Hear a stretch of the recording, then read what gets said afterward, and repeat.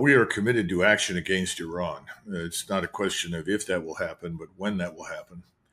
I think there has been a slight delay in order to assemble forces, air and naval, because that's effectively what President Trump is pinning his hopes on: American air and naval power. Now, understand that we have three branches of government in the United States. One is the media, the mainstream media. They are 100% in Israel's pocket. Then you have Congress and the White House. They are 100% in Israel's pocket. And then finally, you have the military industrial sector led by the retired and active four stars and their shareholders. They are 100% in Israel's pocket.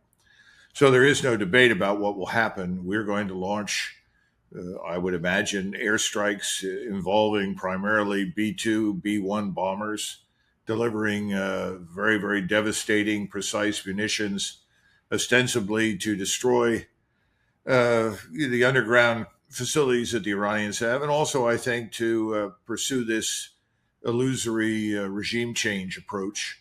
And we'll kill more people in Tehran and other places that we think are going to be, essential parts of the national leadership. The problem with all of this is air and naval power does not win wars. It never has. Secondly, it's assuming that Iran is weak and already in a state of disarray. The opposite is the case. Israel is in very serious trouble. They embarked on this war without understanding what they were doing. And I think Ben-Gvir said that by accident in public when he mentioned, we didn't appreciate the power of the Iranian missile arsenal. Well, that's an understatement. They can't stop much of anything. Iron Dove has turned out to be a sieve. Iron Dome, that is. And we're not going to be able to do as much damage as we think. I think the integrated air defenses will have an impact. Can they prevent everything from getting through? No, that's impossible. But I think it's going to retard the effort that we're about to undertake. The other thing is we have over 40,000 troops on the ground in the region. I imagine that once we attack, the Iranians will feel obligated to attack those targets. So we could lose a lot of people. We don't have the air defense network in place to stop much of it. Our air defenses have always been woefully behind the rest of the armed forces in terms of their development and investment. When I was in the Army, where you have much of your ground-based air defense, we always used to refer to them as the red-headed stepchildren.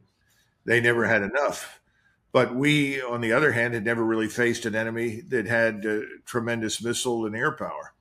And Iran definitely has that. So I think we're at the beginning of a long war. There will be no sudden surrender by the Iranians to Donald Trump, no matter what he's being told.